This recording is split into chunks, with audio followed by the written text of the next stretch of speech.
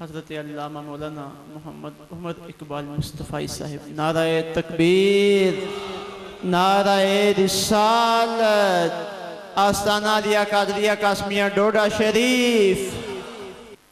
الحمدللہ رب العالمین والصلاة والسلام علی سید الانبیاء والمرسلین وعلی آلہ واصحابہ اجمعین۔ قال اللہ تعالی وتبارک فی القرآن المجید والفرقان الحمید۔ بسم اللہ الرحمن الرحیم۔ تلک الرسل فضلنا بعضهم على بعض منهم من کلم اللہ ورفع بعضهم درجات۔ صدق اللہ العظیم وبلغنا رسوله النبی الکریم الرؤوف الرحیم۔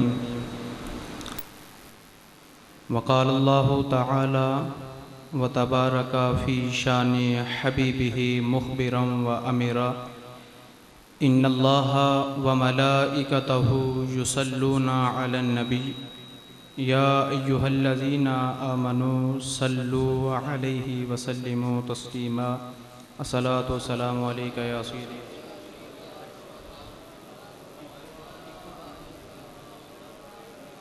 الصلاۃ والسلام علیک یا سیدی یا رسول اللہ وعلی آلک وصحابک یا سیدی یا رحمۃ للعالمین۔ تمام تعریف و توصیف اللہ جل شانہ کے لیے جو خالق کائنات بھی ہے اور مالک ارض و سماوات بھی۔ اللہ تبارک و تعالی کی حمد و ثنا کے بعد اللہ کے پیارے، امت کے سہارے، رب کے محبوب، دانائے غیوب، والی کون و مکان، سیاح لامکان، سید انس و جاں، سرور لالا روخاں، نیر تاباں، سر نشین مہوشاں، تاتمائے دوراں، سرخیل زہرہ جمالاں، نیر بطحا، رازدار ما اوحا، شاہد ما طغا، جلوائے صبح ازل، نور ذات لم یزل، باعث تکوین علم، فخر عدم و بنی عدم، احمد مجتبیٰ حضرت محمد مصطفیٰ صلی اللہ علیہ وسلم کے حضور ناز میں اپنی محبتوں، عقیدتوں، ارادتوں کا خراج پیش کرنے کے بعد میرے محترم مکرم معزز سامعین و حضرات، السلام علیکم ورحمۃ اللہ وبرکاتہ۔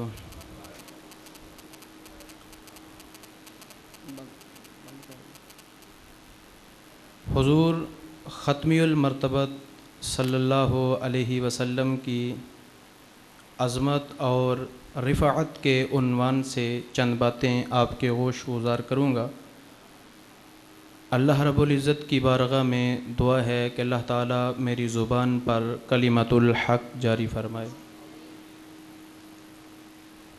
تیسرے پارے کے چند کلمات میں نے آپ کے سامنے تلاوت کیے، جس میں اللہ رب العزت نے ارشاد فرمایا تلک الرسل فضلنا بعضهم علی بعض، کہ یہ وہ رسول ہیں کہ ہم نے ایک کو دوسرے پر فضیلت دی۔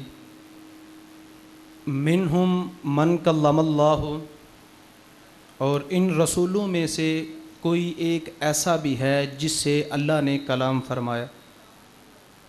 ورفع بعضهم درجات، اور فرمایا کہ کوئی ایک ایسا بھی ہے جو درجوں میں سب سے بڑھ گیا ہے۔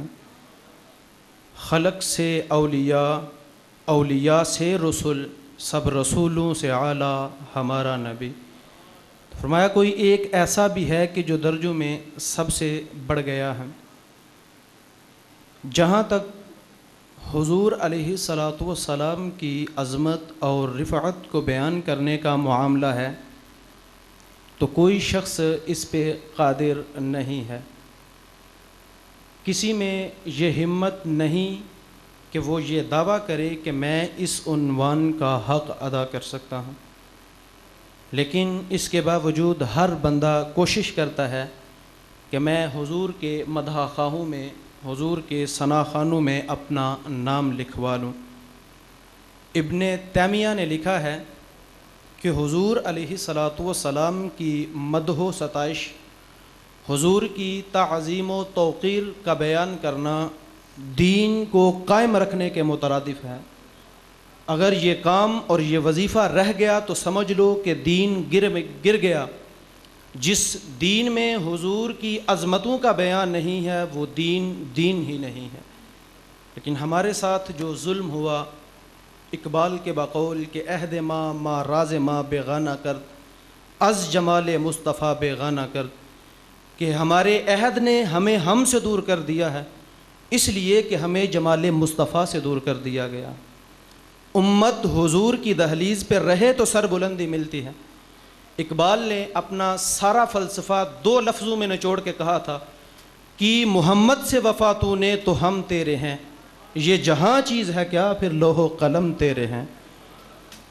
تو یہ ایک اہم فریضہ ہے جس کو امت کے ہر اس شخص نے ادا کیا جس کو دین کی سمجھ ہے، دین کی فقاہت ہے۔ گو ہر شخص جانتا ہے کہ میں اس عنوان کا حق ادا نہیں کر سکتا۔ حضرت حسان بن ثابت رضی اللہ تعالی عنہ، آپ جانتے ہیں کہ یہ حضور علیہ الصلاۃ والسلام کی مقدس بارگاہ کے درباری نعت خواں تھے، تو فرمایا کرتے تھے کہ ما ام مدحت محمدم بمقالتی لکم مقالتی مدحت بمحمد۔ فرمایا کرتے تھے کہ لوگوں، میں اپنے شروع میں حضور کی مدح و ستائش بیان نہیں کرتا، میں اپنے شروع میں حضور کا حسن و جمال بیان نہیں کرتا، بلکہ جب میں اپنے شروع میں حضور کا نام ذکر کرتا ہوں تو میرے شروع میں حسن و جمال پیدا ہو جاتا ہے، میرے شروع میں مٹھاس پیدا ہو جاتی ہے۔ حضرت عمر بن عاص رضی اللہ تعالی عنہ، آپ سے ایک طویل روایت مروی ہے جس میں وہ اپنا قصہ اور حضور کے ساتھ وابستگی کی کہانی سناتے ہیں۔ اس کے 2 لفظ سنیے، فرماتے ہیں کہ لو سئلت ان اصفہ ما اطقتہ، کہ لوگوں اگر تم مجھ سے پوچھو نا کہ حضور کے اوصاف کیا ہیں، حضور کا حسن و جمال کیسا تھا، تو میں کہوں گا میرے میں طاقت ہی نہیں ہے کہ میں اس کو بیان کر سکوں۔ اسی کی ظہوری نالے ساڈا کی بیان ہے، اودیاں تے صفتاں دا نعت خاں قرآن ہے، صورتاں سپارے رنگ نبی دے جمال دا، لب کے لیاواں کتھوں سونا تیرے نال دا۔ تو فرمایا کہ میرے میں طاقت ہی نہیں ہے کہ میں حضور کے اوصاف بیان کر سکوں۔ میں اور آپ حیثیت ہی کیا رکھتے ہیں؟ اس امت کا سب سے بڑا شخص نبیوں کے بعد سیدنا صدیق اکبر رضی اللہ تعالی عنہ، ایک دن ان سے خود حضور نے ارشاد فرمایا، یا ابا بکر لم یعرفنی حقیقتاً غیر ربی، 2 ٹوک فرما دیا، ابو بکر سن لو، میرے رب کے علاوہ میری حقیقت کو کوئی بھی نہیں جانتا، صرف میرا رب ہی میری حقیقت کو جانتا ہے، اس کے علاوہ میری حقیقت کو کوئی بھی نہیں جانتا۔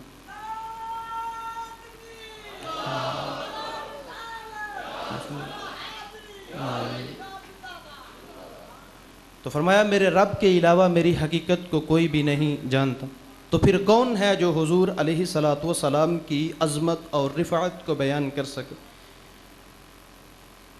کتاب کا نام ہے النبراس، یہ علامہ سعد الدین تفتازانی علیہ الرحمہ کی مصنفہ شرح عقائد نصفیہ کی تشریح ہے، جس کو علامہ عبدالعزیز فرہاروی رحمۃ اللہ علیہ نے لکھا ہے۔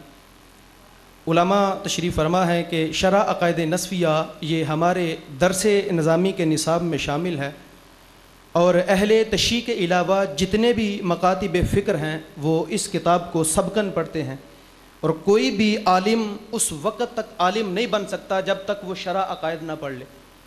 تو شرح عقائد کی تشریح ہے النبراس، اس کے اندر لکھا ہے حضرت ابو حسن رفاعی رحمۃ اللہ علیہ کا قول۔ حضرت ابو حسن رفاعی رحمۃ اللہ علیہ فرماتے ہیں کہ ایک دن میں نے روحانی طور پہ پرواز کی اور بہت اونچا چلا گیا. اور یہ بات بھی یاد رکھیں کہ امت کے اندر اس بات میں کوئی اختلاف نہیں ہے کہ کوئی شخص روحانی طور پہ پرواز کر سکتا ہے. جسمانی طور پہ پرواز کرنے میں کچھ مسالک کا اختلاف ہے، لیکن روحانی طور پہ پرواز کرنے میں کسی کا کوئی اختلاف نہیں ہے. تو حضرت ابو حسن رفاعی فرماتے ہیں کہ میں نے روحانی طور پہ پرواز کی، بہت اونچا چلا گیا. ایک عرش آیا، دوسرا عرش آیا، تیسرا عرش آیا، حتیٰ کہ 7 لاکھ عرش عبور کر گیا. عرش ایک نہیں ہے، عرش کئی ہیں. عرش عالم امر اور عالم امکان کے درمیان عالم برزخ ہے. اللہ رب العزت جب اپنی کوئی تجلی اس دنیا پہ ڈالنا چاہتا ہے تو پہلے عرش پہ ڈالتا ہے، پھر تجلیات الہیہ عرش سے چھن چھن کر دنیا میں آتے ہیں. اگر ڈائریکٹ آ جائے تو کوئی بھی تاب نہ لا سکے. اب جانتے ہیں کہ جب موسیٰ علیہ السلام نے کہا تھا ربی آرینی، کہ میرے رب میں تجھے دیکھنا چاہتا ہوں، تو اللہ نے کیا ارشاد فرمایا کہ لن ترانی، موسیٰ تو کسی بھی صورت میں نہیں دیکھ سکتا. لیکن موسیٰ علیہ السلام کا اصرار بڑھا تو اللہ نے ارشاد فرمایا کہ موسیٰ سامنے جو پہاڑ ہے اس کی طرف دیکھو، اگر میں اس پہ اپنی تجلی ڈالتا ہوں، اگر تم اس تجلی کے پرتو کو برداشت کر سکے تو پھر تم مجھے بھی دیکھ لینا. اللہ نے سوئی کے نکے کے کروڑویں حصے سے کم اپنی تجلی اس پہاڑ پہ ڈالی. تو موسیٰ علیہ السلام نے تجلی کو پڑھتے ہوئے دیکھا تو اس کی تاب نہ لا سکے، بے ہوش ہو کے گر پڑے. قرآن کے الفاظ ہیں خرّا موسیٰ صعیقا، موسیٰ علیہ السلام زمین پہ آ گئے. تو ڈائریکٹ اگر تجلی آ جائے تو کوئی بھی تاب نہیں لا سکتا. تو فرمایا کہ ایک عرش آیا، دوسرا عرش آیا، تیسرا عرش آیا، کہ حتیٰ کہ 7 لاکھ عرش عبور کر گیا.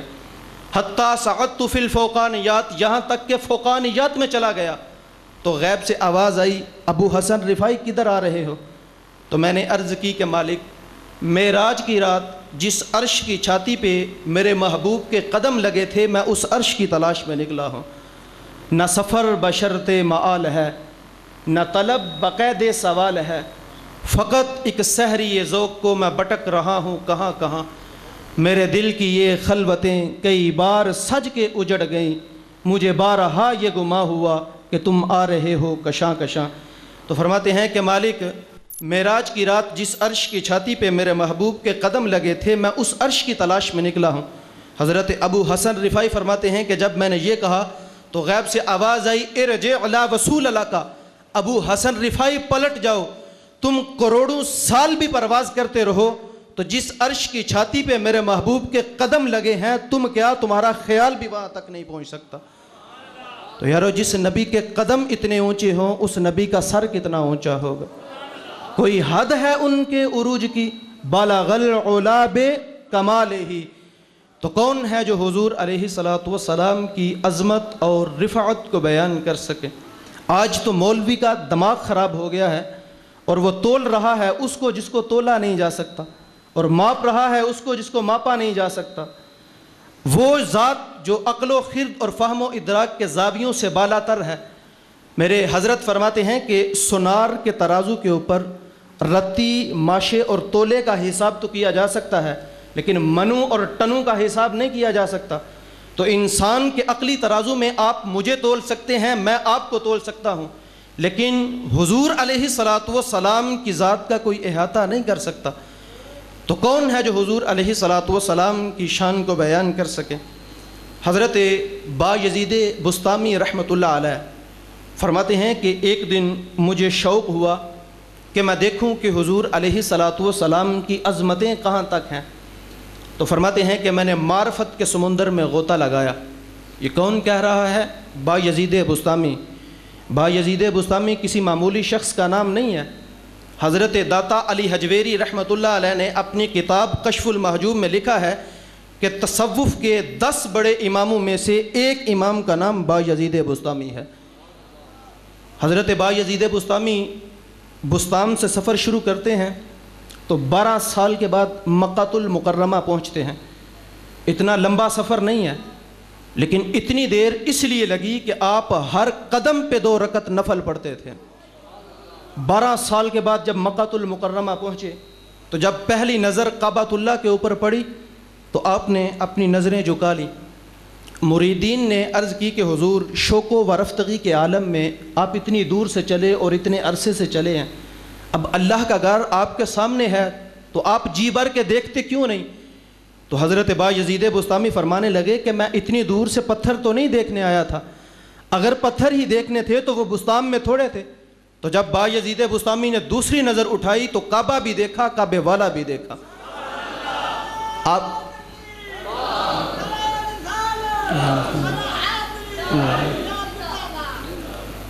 تو کعبہ بھی دیکھا، کعبے والا بھی دیکھا۔ آپ نے پھر اپنی نظریں جھکا لیں۔ مریدین نے عرض کی کہ حضرت اب کیا مسئلہ ہے؟ جس کی آپ کو آرزو تھی، جس کی تمنا تھی، وہ تو آپ کے سامنے ہے۔ تو حضرت بایزید بسطامی فرمانے لگے کہ جب وہ نظر آتا ہے تو درمیان میں یہ پتھر کیوں نظر آتے ہیں؟ تو جب تیسری دفعہ نظر اٹھائی تو پھر جدھر دیکھا اسی کے جلوے نظر آئے ہیں۔ تو یہ ہیں بایزید بسطامی رحمۃ اللہ علیہ۔ اقبال بھی ان کو خراج تحسین پیش کر کے کہتا ہے: قامل بسطام از تقلید فرد، اجتناب خوردن از خربوزہ قرد۔ حضرت بایزید بسطامی رحمۃ اللہ علیہ نے ساری زندگی خربوزہ نہیں کھایا۔ کیوں کہ سنت سے خربوزہ کھانا تو ثابت ہے، لیکن کھانے کے طریقے کی وضاحت نہیں ملتی کہ حضور نے خربوزہ توڑ کے کھایا یا حضور نے خربوزہ کاٹ کے کھایا۔ حضرت بایزید بسطامی جب کاٹ کے کھانے لگتے تو ذہن میں یہ خیال آتا کہ شاید حضور نے توڑ کے کھایا ہو، توڑ کے کھانے لگتے تو ذہن میں یہ خیال آتا کہ شاید حضور نے کاٹ کے کھایا ہو۔ تو اس ڈر سے کہ کہیں سنت رسول کی مخالفت لازم نہ آئے، آپ نے خربوزہ ہی نہیں کھایا۔ تو اقبال کہتا ہے: لوگوں تمہیں پتہ ہے کہ بایزید بسطامی کو یہ شان و شوکت، یہ مرتبہ کیسے ملا؟ کہا وہ حضور کی اطاعت ہی کا جذبہ تھا جس نے بایزید بسطامی کو کہاں سے اٹھا کر کہاں کھڑا کر دیا۔ تو یہ حضرت بایزید بسطامی رحمۃ اللہ علیہ ہیں۔ ان کے بہت سارے مناقب ہیں۔ فرماتے ہیں کہ ایک دن مجھے شوق ہوا کہ میں حضور علیہ الصلاۃ والسلام کی عظمت اور رفعت کو دیکھوں کہ حضور کی عظمتیں کہاں تک ہیں، حضور کا مقام کہاں تک ہے۔ تو فرماتے ہیں کہ میں نے معرفت کے سمندر میں غوطہ لگایا تو جہاں میں ختم ہو رہا تھا، جہاں میری پرواز ختم ہو رہی تھی، جہاں میری وناس تھی، وہاں مصطفیٰ کریم ابھی شروع ہو رہے تھے۔ فرمایا کہ میرے نقطہ انجام اور ادھر نقطہ آغاز کے درمیان فَإِذَا بَيْنِي وَبَيْنُهَا أَلْفُ حِجَابٍ مِّن نُور، میرے نقطہ انجام اور ادھر نقطہ آغاز کے درمیان 1000 نور کا پردہ آ گیا۔ لو دنوت ختمۃ لحترقت، اگر میں ایک قدم بھی آگے بڑھتا تو جل کے راکھ ہو جاتا۔ تو کون ہے جو حضور علیہ الصلاۃ والسلام کی عظمت و رفعت کو بیان کر سکے؟ تو کسی میں یہ طاقت نہیں ہے، کسی میں یہ ہمت نہیں ہے کہ وہ یہ دعویٰ کرے کہ میں اس عنوان کا حق ادا کر سکتا ہوں، لیکن اس کے باوجود ہر بندہ کوشش کرتا ہے کہ میں حضور کے مدح خواہوں میں، حضور کے ثنا خواہوں میں اپنا نام لکھوا لوں، کیونکہ جو حضور کی مدح و ستائش کرتا ہے وہ اللہ کا بھی محبوب بن جاتا ہے، محبوب خدا کا بھی محبوب بن جاتا ہے، اور حضور اسے نوازتے بھی ضرور ہیں۔ آپ جانتے ہیں کہ جب فتح مکہ کا دن تھا تو حضور علیہ الصلاۃ والسلام نے عام معافی کا اعلان کر دیا، کہا کہ جو ہتھیار ڈال دے اسے بھی معافی ہے، جو ابو سفیان کے گھر میں داخل ہو جائے اسے بھی معافی ہے، جو امن چاہے اسے بھی معافی ہے۔ لیکن کچھ لوگوں کے بارے میں حکم دیا، کہا کہ یہ پکڑے جائیں تو ان کو کسی بھی صورت میں چھوڑنا نہیں، جہاں ملے ان کو وہیں قتل کر دو۔ ان میں سے ایک شخص کعب بن زہیر تھا۔ کعب بن زہیر کو جب یہ پتہ چلا کہ میرے بارے میں قتل کا آرڈر دے دیا گیا ہے تو رات کا اندھیرا تھا، منہ کے اوپر کپڑا ڈالا، چھپتے چھپاتے حضور کی بارگاہ میں آ گیا۔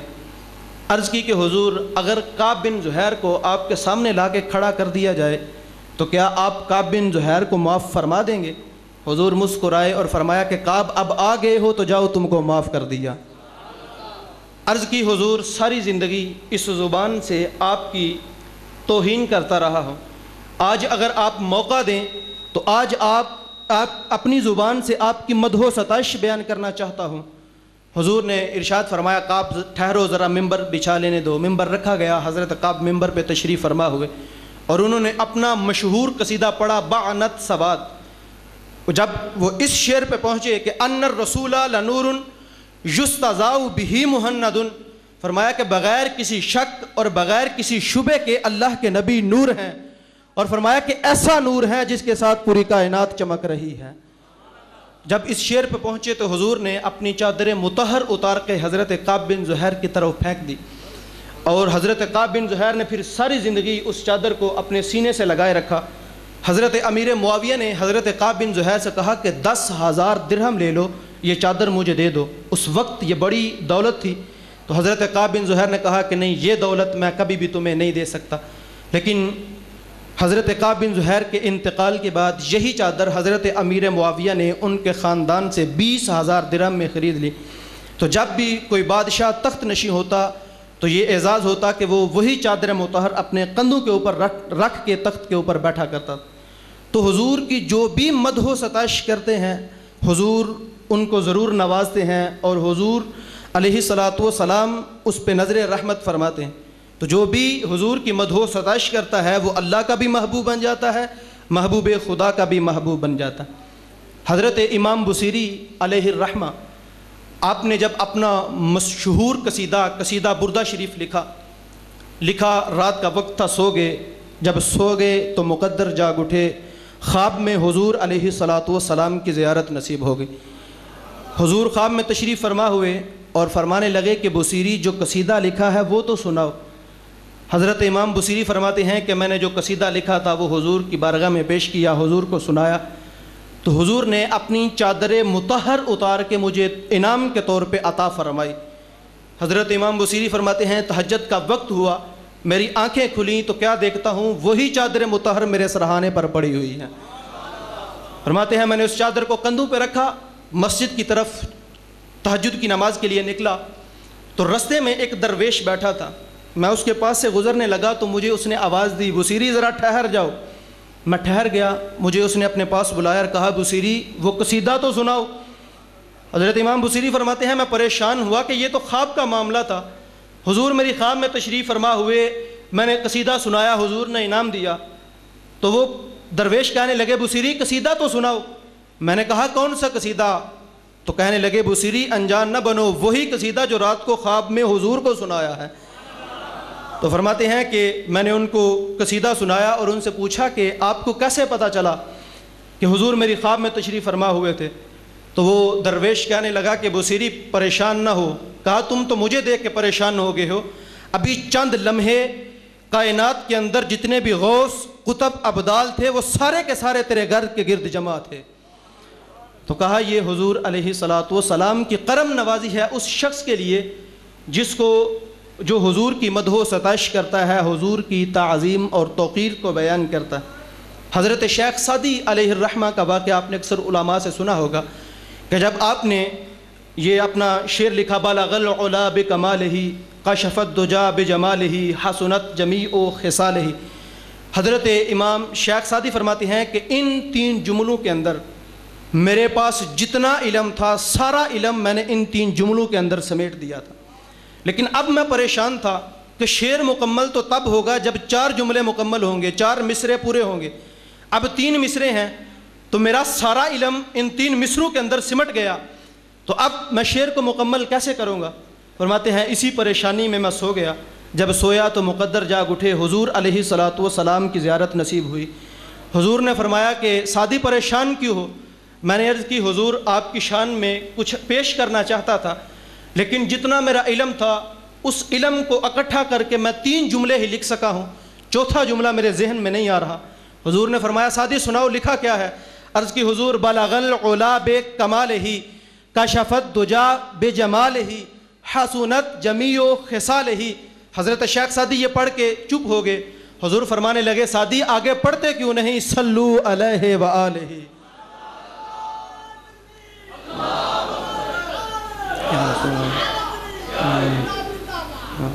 تو فرمایا کہ پڑھتے کیوں نہیں؟ صلو علیہ وآلہ۔ تو یہ 4تھا جملہ حضور نے خود پورا کیا ہے۔ تو حضور علیہ الصلاۃ والسلام ضرور کرم نوازی فرماتے ہیں ان لوگوں پر جو حضور کی مدح و ستائش کو بیان کرتے ہیں۔ میں حضور کی شان میں چند احادیث اب آپ کے سامنے رکھوں گا، آپ کی توجہ میری طرف ہونی چاہیے۔ پہلی بات تو یہ ہے کہ حضور علیہ الصلاۃ والسلام کی مبارک ذات ہماری تعریف و تحسین کی قطعاً محتاج نہیں ہے، بلکہ حضور کا مبارک نام ہی ایسا ہے کہ جب لبوں سے حضور کا نام لیا جائے تو حضور کی تعریف ہو جاتی ہے۔ محمد کا معنی ہے الذی یحمد حمدا بعد حمد، مرتن بعد مرتن کرتن بعد کرتن، فرمایا محمد ہوتا ہی وہ ہے جس کی ہر وقت تعریف کی جائے۔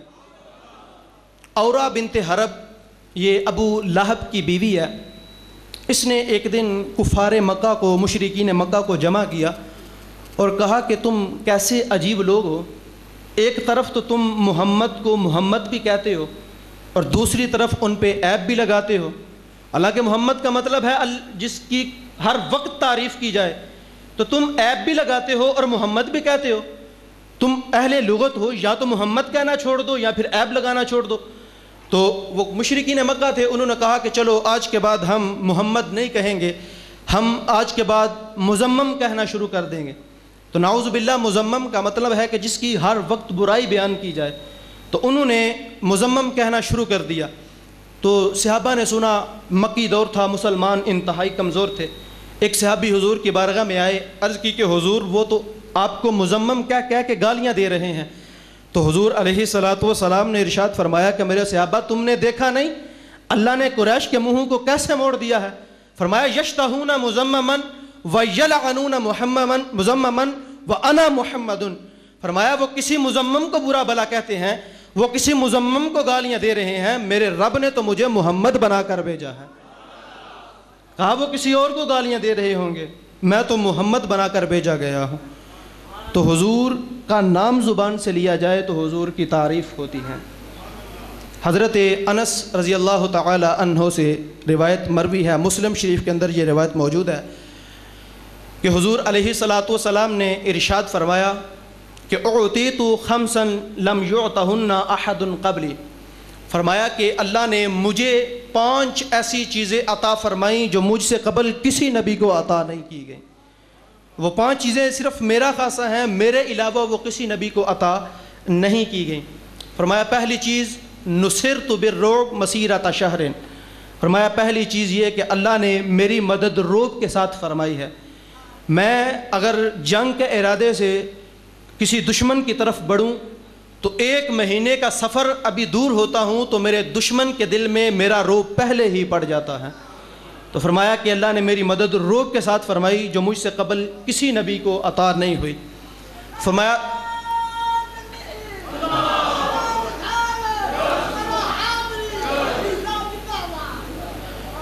فرماتے ہیں کہ دوسری چیز وجعلت لی الارض مسجدا وطہورا، فرمایا کہ اللہ نے میری وجہ سے پوری روئے زمین کو مسجد بھی بنا دیا اور پاک بھی بنا دیا ہے۔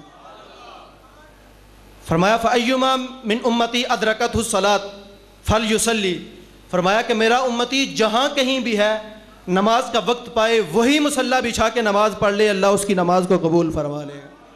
اب پچھلی امتوں میں ایسا نہیں تھا، پچھلی امتوں کو عبادت کے لیے عبادت خانے کے اندر جانا لازمی تھا، وہ باہر عبادت کرتے تو عبادت قبول نہیں ہوتی، عبادت خانے کے اندر جانا لازمی تھا۔ لیکن حضور کی وجہ سے اللہ نے پوری روئے زمین کو مسجد بھی بنا دیا اور پاک بھی بنا دیا۔ آگے تیسری چیز ارشاد فرمایا کہ وَأُحِلَّتْ لِيَ الْغَنَائِمُ، فرمایا اللہ نے میری وجہ سے مال غنیمت کو حلال قرار دے دیا، یعنی کہ جنگ کے دوران جو کافر سامان چھوڑ کے بھاگ جاتے تو پچھلی امتوں کے لیے جائز نہیں تھا کہ وہ اس کو اٹھا کے اپنے استعمال میں لا سکتے، لیکن حضور کی وجہ سے اللہ نے اس امت پہ کرم نوازی فرمائی اور کہا کہ اللہ نے میری وجہ سے مال غنیمت کو حلال قرار دے دیا۔ اب اگر کافر دوران جنگ اپنا سامان چھوڑ کے بھاگ جاتے ہیں تو تمہارے لیے جائز ہے کہ اس کو اٹھا کے اپنے استعمال میں لا سکتے ہیں۔ تو فرمایا مجھ سے پہلے کسی نبی کو یہ چیز عطا نہیں ہوئی۔ اور چوتھی چیز حضور نے ارشاد فرمایا وَأُعْطِيتِ الشَّفَاعَ، فرمایا اللہ نے مجھے شفاعت کا حق عطا فرمایا ہے، کل قیامت کے دن میں اپنے گناہگار امتیوں کی شفاعت کروں گا۔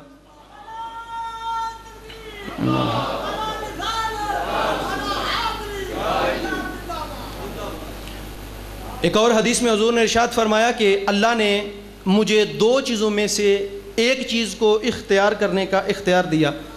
کہا محبوب یہاں یہ پسند کر لیں کہ آپ کی آدھی امت بغیر حساب کے جنت میں جائے گی اور آدھی کا حساب لے لیں گے، تو یہاں آپ یہ پسند کر لیں کہ آپ حق شفاعت لے لیں۔ تو حضور فرماتے ہیں میں نے حق شفاعت نہیں آدھی امت والا سودا نہیں کیا، بلکہ میں نے حق شفاعت لے لیا۔ اب آپ سمجھ تو گئے ہوں گے کہ حضور نے حق شفاعت کیوں لیا تھا، کیونکہ حضور بھی یہ نہیں چاہتے تھے کہ میرا کوئی بھی امتی جہنم کے اندر جائے. تو فرمایا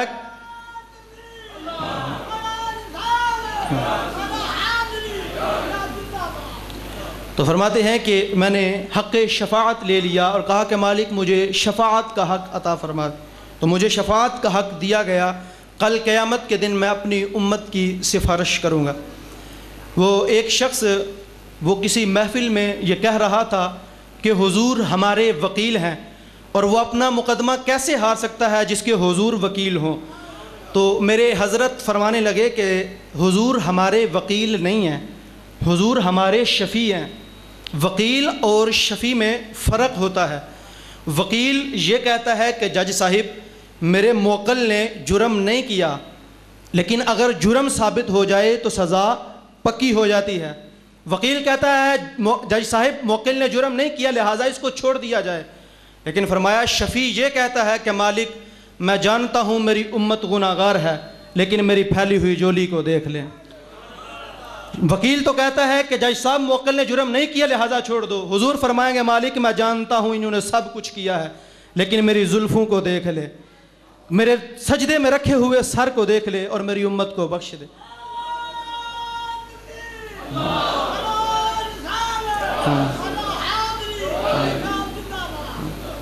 تو فرمایا کہ مجھے اللہ نے شفاعت کا حق عطا فرمایا ہے، تو میں کل قیامت کے دن اپنی امت کی شفاعت کروں گا. اور آگے پانچویں چیز حضور نے ارشاد فرمائی. فرمایا وَقَانَ النَّبِيُّ يُبْعَثُ إِلَىٰ قَوْمِهِ خَاصًا وَبُعِثْتُ إِلَى النَّاسِ يَوْمًا. فرمایا کہ حضرت آدم علیہ السلام سے لے کر حضرت عیسیٰ علیہ السلام تک جتنے بھی نبی آئے، فرمایا ہر نبی خاص قوم، خاص قبیلے، خاص شہر اور خاص لوگوں کی طرف آئے. تو جتنے نبی آئے خاص قوم، خاص قبیلے، خاص شہروں کی طرف آتے رہے. لیکن فرمایا اللہ نے مجھے قیامت تک آنے والی تمام مخلوقات کے لیے نبی بنا کر بھیجا ہے. کیونکہ جتنی بھی مخلوقات ہیں تمام مخلوقات کے لیے اللہ نے مجھے نبی بنا کر بھیجا ہے. تو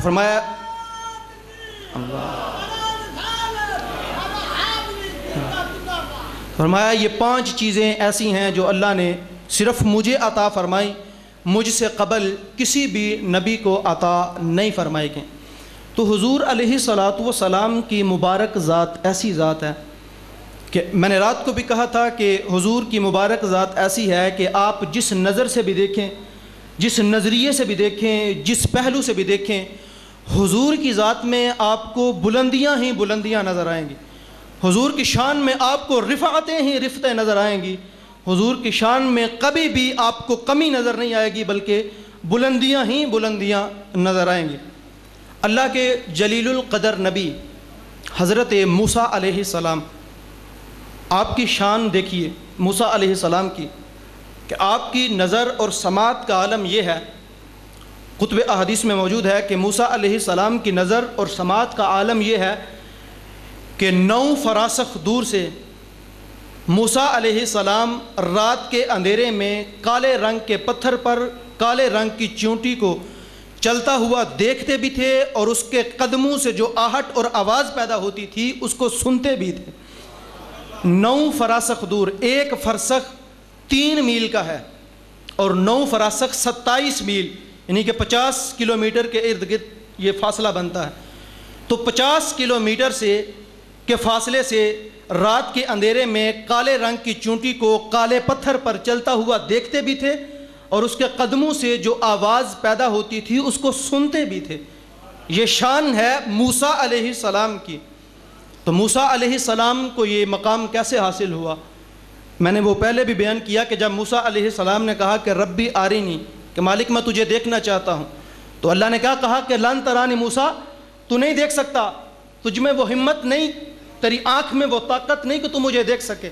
لیکن اصرار بڑا، تو اللہ نے سوئی کے نکے کے کروڑویں حصے سے کم اپنی تجلی کوہ طور پہ ڈالی تھی. اور یاد رکھیں کہ وہ تجلی ذاتی تجلی نہیں تھی بلکہ صفاتی تجلی تھی. تو موسیٰ علیہ السلام نے اس تجلی کو کوہ طور پہ پڑھتے ہوئے دیکھا اور اس کی آواز کو سنا. تو نظر اور سماعت کا عالم یہ ہو گیا کہ اتنے فاصلے سے، اتنی دور سے چونٹی کو دیکھتے بھی ہیں اور اس کے قدموں سے جو آہٹ پیدا ہوتی ہے اس کو سنتے بھی ہیں. تو جس نبی نے صرف صفاتی تجلی کا ایک پرتو دیکھا اس کی شان کا عالم یہ ہے، تو جس نبی نے اپنی آنکھوں سے رب کا دیدار کیا اس کی شان کا عالم کیا ہوگا؟ کہ جس نے ایک صفاتی تجلی کا جو ہے وہ پرتو دیکھا اس کی شان کا عالم یہ ہے، تو جس نے اپنے سر کی آنکھوں سے رب کا دیدار کیا اس نبی کی شان کا عالم کیا ہوگا؟ اس نبی کی نظر اور سماعت کا عالم کیا ہوگا؟ حدیث پاک میں ہے کہ حضرت عمر بن خطاب رضی اللہ تعالی عنہ ایک دن ممبر شریف میں بیٹھ کر جمعۃ المبارک کا خطبہ ارشاد فرما رہے تھے، تو حضور خطبہ ارشاد فرماتے ہوئے آپ نے اچانک یہ پکارنا شروع کر دیا، یا ساریہ الجبل، یا ساریہ الجبل، کیا ساریہ پہاڑ کی طرف غور کرو، ساریہ پہاڑ کی طرف دیکھو، پہاڑ کو سنبھالو۔ دوران خطبہ حضرت عمر حضرت ساریہ کی رہنمائی فرما رہے ہیں، اور تاریخ اٹھا کے دیکھیں کہ اس وقت جس وقت حضرت عمر ممبر رسول پہ بیٹھ کر یا ساریہ الجبل کی صدائیں پکار رہے تھے، اس وقت حضرت ساریہ نہاون کے اندر جنگ لڑ رہے تھے، اور نہاون کا فاصلہ مدینہ المنورہ سے 3200 کلومیٹر کا فاصلہ ہے، کوئی فاصلہ کم نہیں، 3200 کلومیٹر کا فاصلہ ہے مدینہ سے نہاون کا۔ حضرت ساریہ نہاون میں جنگ لڑ رہے ہیں، حضرت عمر بن خطاب مدینہ المنورہ میں ممبر رسول پہ بیٹھ کے جمعۃ المبارک کا خطبہ ارشاد فرما رہے ہیں۔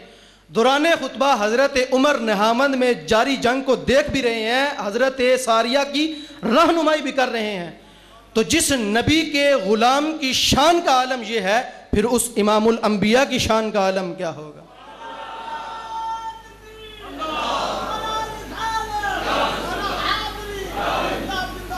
یہ شان ہے خدمت غاروں کی، تو سرکار کا عالم کیا ہوگا؟ تو حضور علیہ الصلاۃ والسلام کی شان تک پھر کون پہنچ سکتا ہے؟ ایک حدیث پاک میں ہے کہ حضور علیہ الصلاۃ والسلام نے ارشاد فرمایا کہ جب دنیا کے اندر میاں اور بیوی کا جھگڑا ہوتا ہے، مسلمان میاں بیوی کا جھگڑا ہوتا ہے، تو اس مسلمان کے حصے میں جنت کے اندر جو حور آنی ہے، وہ حور جنت سے اس معاملے کو دیکھ رہی ہوتی ہے، اور اس عورت کو کہتی ہے دنیا کے اندر جو خامن سے لڑتی ہے کہ تو کیوں اس سے لڑ رہی ہے، یہ تو چند دنوں کا مہمان ہے تیرے پاس، پھر اس نے تو میرے پاس آ جانا ہے۔ تو جنت حضور کے امتی کی ہونے والی بیوی جنت سے یہ معاملہ دیکھ رہی ہوتی ہے۔ اب جنت کہاں ہے؟ پہلا 7 آسمان، پھر اس کے اوپر سدرۃ المنتہا، پھر کہیں جا کے اوپر جنت ہے۔ اب ایک آسمان سے دوسرے آسمان کا سفر خطبہ حدیث میں موجود ہے کہ ایک عربی نسل تیز رفتار گھوڑا 500 سال مسلسل دوڑتا رہے تو پھر کہیں جا کے پہلے آسمان کی مسافت طے ہوتی ہے، یعنی کہ اتنا سفر ہے پہلے آسمان کا کہ 500 سال ایک تیز رفتار گھوڑا دوڑتا رہے مسلسل لگاتار، تو ایک آسمان کا سفر مکمل ہوتا ہے۔ تو 7 آسمان، پھر اس کے اوپر کہیں اوپر سدرۃ المنتہا، پھر اس کے اوپر کہیں جنت۔ تو جنت سے حور دیکھ رہی ہوتی ہے، اتنی دور سے کون دیکھ رہی ہے؟ میرے نبی کے غلام کی ہونے والی بیوی۔ تو میرے نبی کے غلام کی ہونے والی بیوی کی شان کا عالم یہ ہے کہ وہ اتنی بلندیوں سے دیکھ سکتی ہے، تو یارو مدینہ کوئی دور تو نہیں ہے، تو کیا حضور اپنے امتیوں کو مدینے سے یہاں دیکھ نہیں سکتے؟ کیا حضور اپنے امتیوں کی پکار کو سن نہیں سکتے؟ تو مدینہ دور تو نہیں ہے۔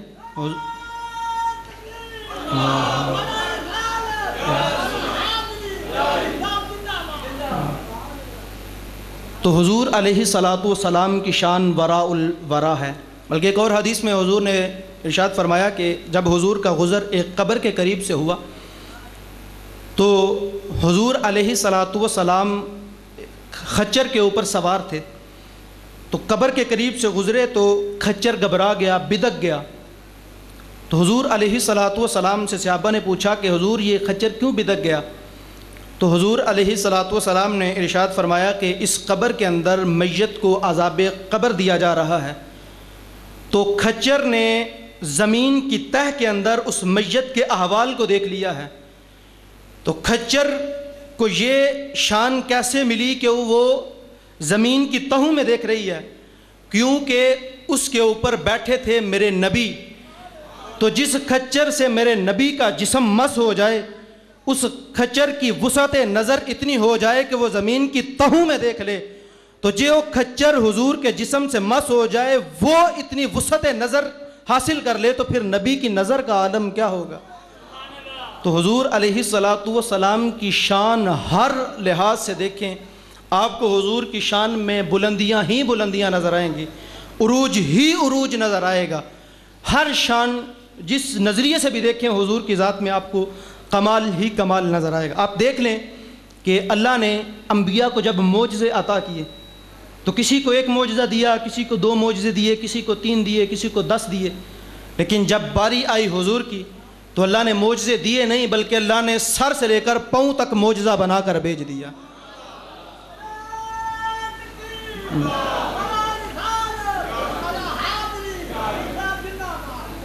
تو میں صرف حضور کا ایک معجزہ آپ کے سامنے رکھوں گا کہ حضور علیہ الصلاۃ والسلام اور حضرت ابوبکر صدیق اور جو ساتھی، آپ جب ہجرت کی رات مدینہ منورہ کی طرف روانہ ہوئے مکہ چھوڑ کر، تو رستے کے اندر حضور علیہ الصلاۃ والسلام اور جو ساتھ صحابہ تھے ان کو بھوک محسوس ہوئی. تو آپ نے دیکھا کہ رستے میں ایک کٹھیا ہے، جھونپڑی ہے.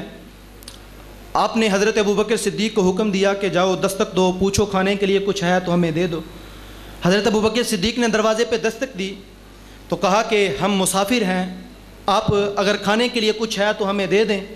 تو اس عورت نے کہا کہ ہم جو ہے وہ مہمان نواز تو بہت ہیں، لیکن افسوس کی بات ہے کہ اس وقت میرے گھر میں کھانے پینے کے لیے کچھ بھی نہیں ہے. تو اتنے میں حضور علیہ الصلاۃ والسلام کی نظر ایک بکری پہ پڑی جو کونے کے اندر بدی ہوئی تھی. حضور نے حضرت ابوبکر سے کہا کہ ان سے پوچھو اگر آپ اجازت دیں تو ہم اس بکری کا دودھ دو لیں. تو اس نے کہا کہ اگر یہ دودھ دینے کے قابل ہوتی تو یہ ریوڑ کے ساتھ بکریوں کے ساتھ چرنے نہ چلی جاتی. میرا شوہر بکریاں چرانے گیا ہے، اگر یہ اس قابل ہوتی تو کیا وہ اس کے ساتھ نہ چلی جاتی؟ اس کی ہڈیوں میں گودا ہی نہیں ہے، یہ چلنے کے قابل ہی نہیں ہے، تو دودھ کہاں سے دے گی؟ تو حضور نے فرمایا کہ ابوبکر ان سے کہو اگر آپ اجازت دیں تو کیا ہم بکری کا دودھ دو لیں؟ اس نے کہا کہ اگر آپ دونا چاہتے ہیں تو مجھے تو کوئی اعتراض نہیں، کر لیں. حضور نے حضرت ابوبکر صدیق کو حکم دیا. حضرت ابوبکر صدیق بکری کھول کے حضور کے سامنے لائے. روایت کے اندر ہے کہ حضور نے بکری کی پشت کے اوپر ہاتھ پھیرا تو بکری نے ٹانگیں چوڑی کر دیں اور بکری کی کھیری کے اندر دودھ اتر آیا. اور دودھ اترا تو حضور نے پھر اپنے مبارک ہاتھوں سے دودھ دونا شروع کیا، دودھ کو چونا شروع کیا. جب حضور دودھ دونے لگے برتن بھر گیا. حضور نے فرمایا اور برتن لے آؤ، اور لائے گئے. پھر فرمایا اور برتن لے آؤ. روایت کے اندر موجود ہے کہ ام معبد کی گھر کے جتنے بھی برتن تھے، حالانکہ اس کے گھر کی تھالیاں بھی دودھ سے بھر گئیں، لیکن بکری کے تھنوں میں ابھی بھی وہ دودھ موجود تھا.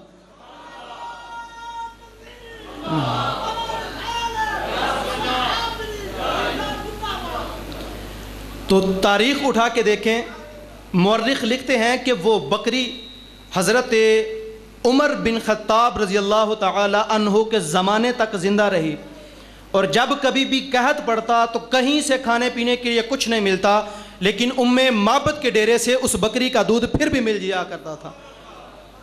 تو حضور نے ہاتھ لگایا تو بکری نے دودھ دینا شروع کر دیا. اچھا، جب حضور نے دودھ پیا واپس حضور مدینہ المنورہ کی طرف آ گئے تو روایت کے اندر ہے کہ جب اس عورت ام معبد کا شوہر گھر پلٹا تو اس نے اپنے کچی کلی کے اوپر نور برستا دیکھا اور ام معبد سے کہنے لگا کہ کیا آج ہمارے گھر میں کوئی آیا تھا؟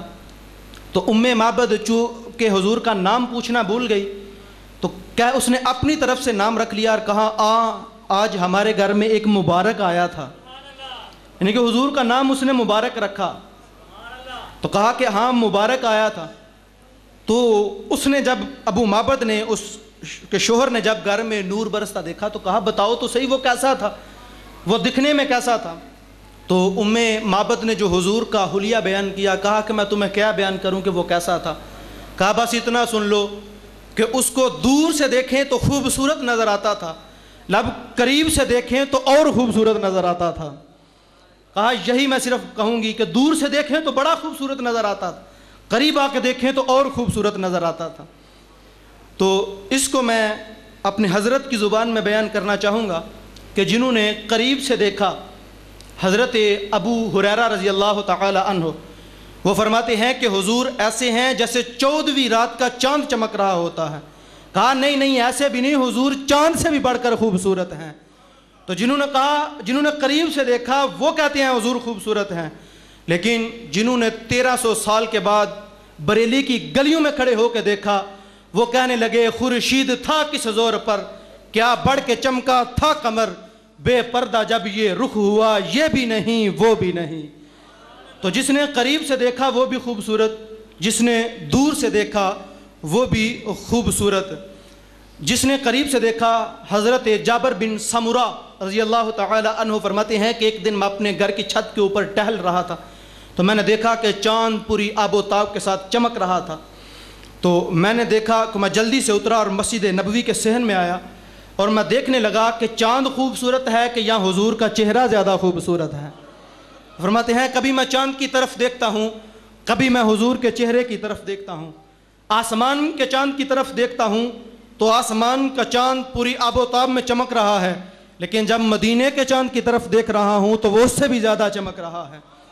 فرمایا کہ جب میں آسمان کے چاند کی طرف دیکھتا ہوں تو اس کے گرد جو ہے وہ کالے بادلوں کا جرمٹ ہے، لیکن جب مدینے کے چاند کی طرف دیکھتا ہوں تو چہرے کے گرد زلفوں کا گھیرا ہے۔ تو کہا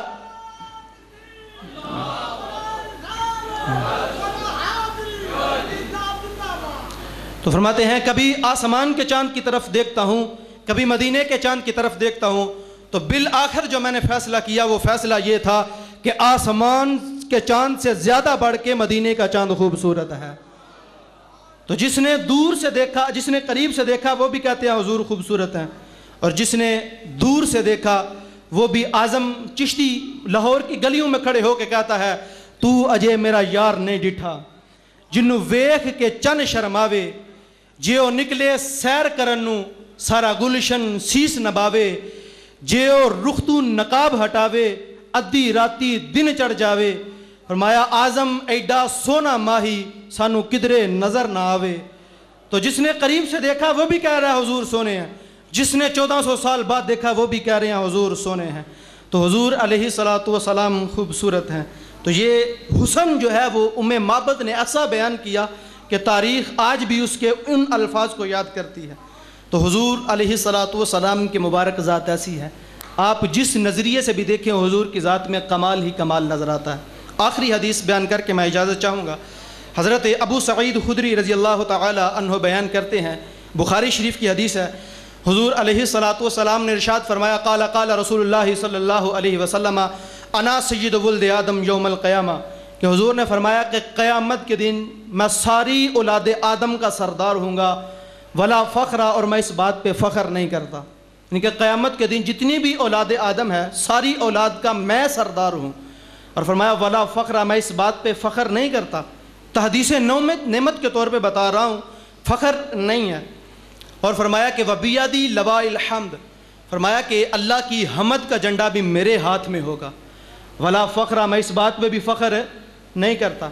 فرمایا وما من نبی آدم ومن سواہ تحت الا تحت لوائی، فرمایا آدم علیہ السلام سے لے کر عیسیٰ علیہ السلام تک جتنے بھی نبی ہیں سارے کے سارے نبی میرے جھنڈے کے سائے کے نیچے کھڑے ہوں گے، اور فرمایا ولا فخر، میں اس بات پہ بھی فخر نہیں کرتا۔ اور آگے فرمایا وَأَنَا أَوَّلُ مَن تَنشَقُّ عَنْهُ الْأَرْضُ، فرمایا کہ قیامت کے دن سب سے پہلے جس کی قبر کشادہ ہوگی، جو سب سے پہلے قبر سے باہر ہوگا، فرمایا وہ بھی میں ہی ہوں گا۔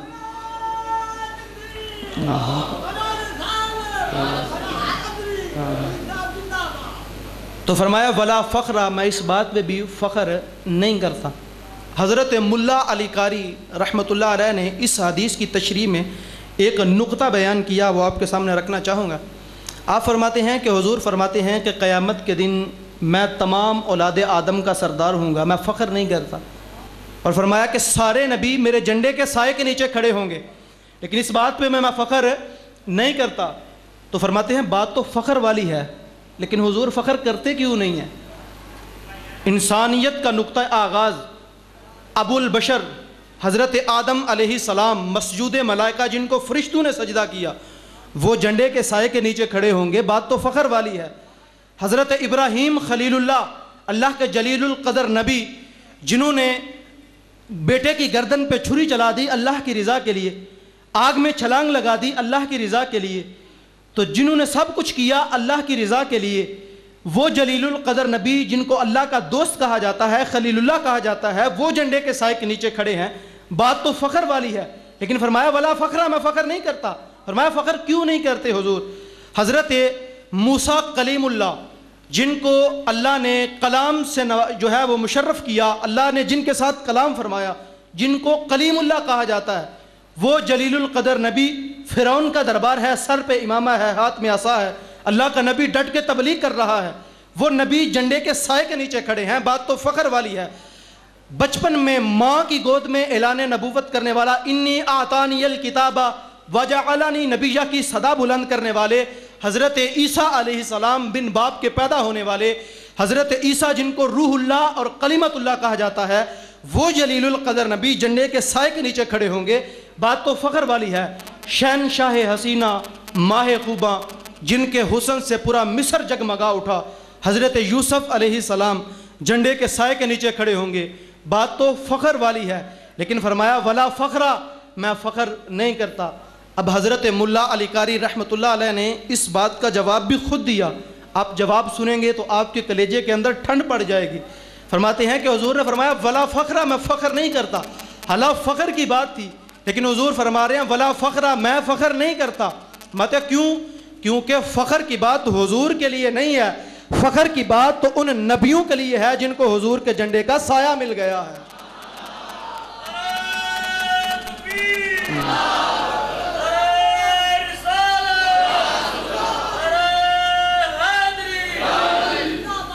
فرمایا فخر کی بات تو ان نبیوں کے لیے ہے جن کو حضور کے جھنڈے کا سایہ مل گیا۔ تو جب وہ نبی ہو کے فخر کریں تو ہم تو پھر بھی حضور کے امتی ہیں، تو ہم کیوں نہ فخر کریں کہ ہم حضور کے امتی ہیں۔ 12 نبی ایسے ہیں کہ جنہوں نے حضور کا امتی ہونے کی آرزو کی ہے، عرض کیا کہ مالک ہمیں آخری زمان نبی کا امتی بنا دے۔ 12 نبیوں نے حضور کا امتی ہونے کی آرزو کی، تو ہم نے کوئی آرزو کی تھی؟ ہم نے کوئی تمنا کی تھی؟ کیا تھا؟ آنکھیں بند تھیں، مؤذن نے آ کے اذان دی اور کہا کہ اشہد ان محمد الرسول اللہ، کہ فرمایا کہ مبارک ہو کہ محمد عربی کے غلام بن کے آئے ہو۔ تو اس لیے کہا کرتا ہوں شاہوں سے ملا ہے نہ تونگر سے ملا ہے، اللہ کا عرفان اسی در سے ملا ہے، اوروں کو ملا ہے تو مقدر سے ملا ہے، مجھ کو تو مقدر بھی آقا تیرے در سے ملا ہے۔ تو حضور علیہ السلام کے مبارک ذات ایسی ہے کہ جس انداز سے بھی دیکھیں حضور کی شان میں آپ کو جو ہے وہ رفعتیں ہی رفعتیں نظر آئیں گی۔ ارشاد فرمایا وَرَفَعْنَا لَكَ ذِكْرَكَ، محبوب ہم نے تیرے لیے تیرے ذکر کو بلند کر دی۔ اب غور کریں کہ حضور تو پہلے ہی ساری کائنات سے افضل تھے، اب کائنات مخلوق سے اوپر خالق کا درجہ ہوتا ہے، مخلوق سے اوپر خالق کا درجہ ہے، تو حضور تو پہلے ہی ساری کائنات سے افضل تھے۔ تو اللہ فرما رہا ہے کہ محبوب ہم نے تیرے لیے تیرے ذکر کو اور بلند کر دیا۔ اب مالک کتنا بلند کیا؟ حضور تو پہلے ہی ساری کائنات سے افضل ہیں، اب مخلوق سے اوپر تو خالق کا درجہ ہے، اور حضور خالق کے درجے تک تو پہنچ نہیں سکتے، کیونکہ خالق کے درجے تک کوئی بھی پہنچ نہیں سکتا۔ خالق ہے، مالک ہے، اس کے درجے تک پہنچ کوئی نہیں سکتا۔ تو مالک تو نے حضور کا ذکر بلند کیا تو کتنا بلند کیا؟ حضور تو پہلے ہی ساری کائنات سے افضل تھے، اور مخلوق سے اوپر جو ہے وہ خالق کا درجہ ہوتا ہے، حضور خالق کے درجے تک پہنچ نہیں سکتے، تو پھر محبوب کے ذکر کو کتنا بلند کیا؟ تو اللہ نے فرمایا محبوب تیرے ذکر کو اتنا بلند کر دیا، اتنا بلند کر دیا کہ اذا ذکرت ذکرت معی، کہ جب جب میرا ذکر ہوگا میرے ساتھ ساتھ تیرا بھی ذکر ہوگا۔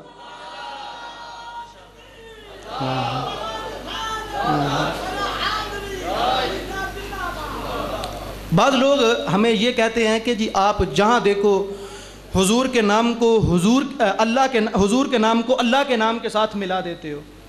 لوگ یہ کہتے ہیں، میں اختلافی بات نہیں کروں گا، صرف اپنا عقیدہ بیان کروں گا، کہ بعض لوگ یہ کہتے ہیں کہ جہاں دیکھو جی آپ حضور کے نام کو اللہ کے نام کے ساتھ ملا دیتے ہو۔ تو میں کہتا ہوں یار ہم حضور کے نام کو اللہ کے نام کے ساتھ نہیں ملاتے، کیونکہ ملایا تو اس کو جاتا ہے جو جدا ہو، ملایا اس کو جاتا ہے جو جدا ہو، تو نام نبی نام خدا سے کبھی جدا تھا ہی نہیں، تو ہم ملاتے کیسے؟ میں تو صرف اتنا کہوں گا کہ نبی کو تم خدا نہ مانو مگر خدا سے جدا نہ مانو، ہے اہل ایمان کا یہ عقیدہ، خدا خدا ہے، نبی نبی ہے۔ تو حضور علیہ الصلوۃ والسلام کی مبارک ذات ایسی ہے کہ جس نظریے سے بھی دیکھیں، جس پہلو سے بھی دیکھیں، حضور کی شان میں آپ کو رفعتیں ہی رفعتیں، بلندیاں ہی بلندیاں نظر آئیں گی۔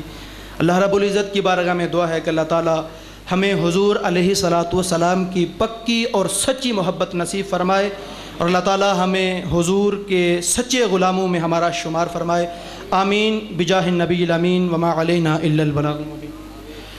اللہم صلی علی سیدنا و مولانا محمد عدد ما فی علم اللہ صلاۃ دائمۃ بدوام ملک اللہ۔ اللہم انت السلام و منک السلام و الیک یرجع السلام، تبارک ربنا و تعالیت یا ذا الجلال والاکرام۔ یا الہی اٹھے ہوئے ہاتھ اور پھیلی ہوئی جونیاں اپنی رحمتوں سے بھر دے۔ یا الہی مقدر کی خزائیں رخصت فرما، بخت کی بہار نصیب فرما۔ یا الہی ہر علت، ہر قلت، ہر ذلت سے رہائی عطا فرما، اپنے پاک نبی کے در کی گدائی عطا فرما۔ یا الہی جئیں تو تیرے لیے، مریں تو تیرے دین کے لیے، زندگی کی آخری سانس تک تیرے رسول کے وفادار رہیں۔ یا الہی اپنے پیارے حبیب کا صدقہ ہم سب پر اپنی خاص رحمتوں کا نزول فرما۔ الہی ہم سب پر اس ماہ نور، ماہ سیام کی برکتیں ہم سب کے شامل حال فرما۔ یا الہی جن لوگوں نے اس قدر بڑا اہتمام و انتظام کیا، اور یہاں جو اس کی انتظامیہ ہے اور جو لوگ یہاں اعتکاف کرنے آئے ہیں، الہی سب کی حاضریاں اپنی بارگاہ میں قبول و منظور فرما۔ یا الہی جو یہاں جس مقصد کے لیے آیا، الہی اس کے نیک مقاصد کو پورا فرما۔